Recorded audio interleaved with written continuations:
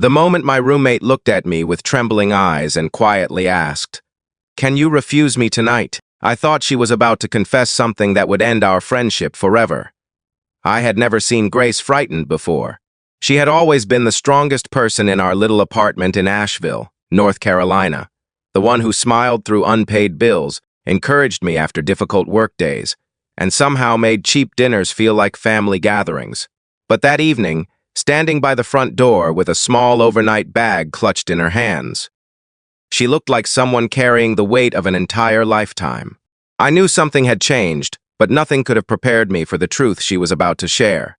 Before we continue, if you believe kindness, hope, forgiveness, compassion, and second chances can change lives, please take a moment to like this video, share it with someone who needs encouragement, leave a comment, and subscribe to the channel.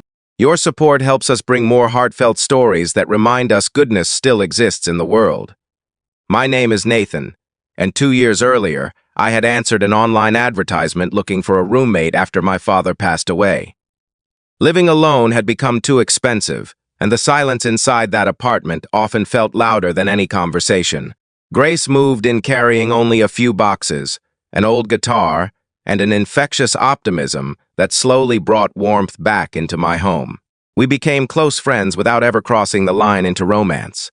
We respected each other's privacy, celebrated birthdays together, watched old movies on rainy weekends, and slowly built the kind of trust that usually takes years to earn. That autumn evening, however, the apartment felt strangely unfamiliar.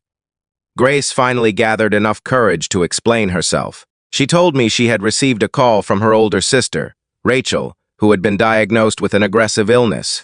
Rachel lived several states away in Ohio and was raising 2 young children alone after losing her husband years earlier. The doctors believed treatment would take months, and the children desperately needed someone to care for them. Grace lowered her eyes and admitted something that broke my heart.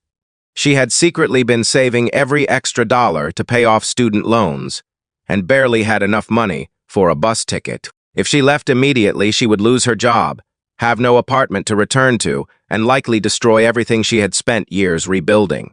She wasn't asking for money. She wasn't asking for promises.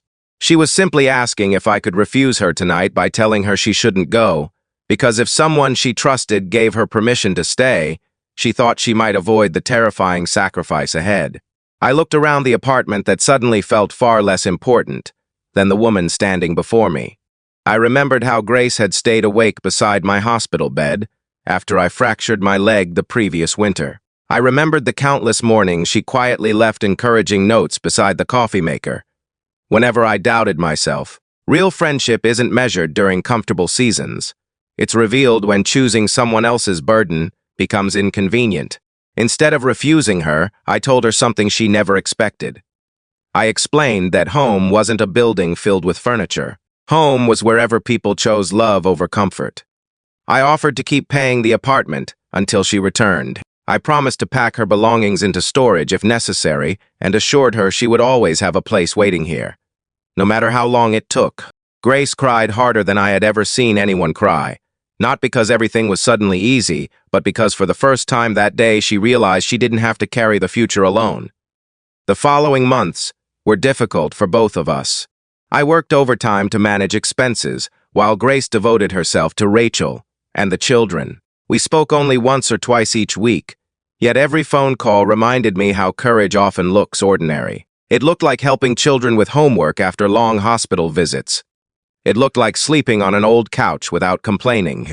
It looked like choosing family even when life demanded everything in return.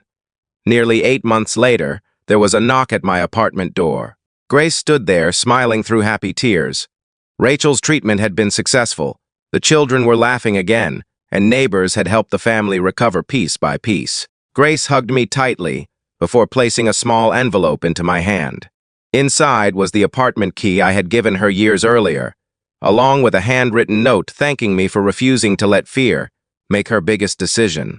She confessed that night had changed her forever. She realized true friends don't protect us from difficult paths. They remind us we're strong enough to walk them. Her words changed me as well. I had spent years believing I was simply sharing rent with a roommate. Instead, God had quietly placed someone in my life who would teach me what faith, sacrifice, and unconditional friendship truly looked like. Before we reach the end of this story, I'd love to hear from you. Please leave a comment sharing about someone who stood beside you during one of life's hardest moments. Your story might become the encouragement another viewer needs today. As Grace unpacked her boxes once again, the apartment didn't just feel occupied. It felt alive. The laughter returned, the guitar filled the evenings again, and both of us understood that some of life's greatest blessings arrive disguised as ordinary people needing extraordinary kindness. If this story touched your heart, please like the video, subscribe to the channel, and share it with someone who still believes compassion can change lives. Sometimes the greatest gift we can give another person isn't an easy answer. It's the courage to help them choose what is right, even when it is difficult. And in doing so, we often discover that the people we save end up saving us too.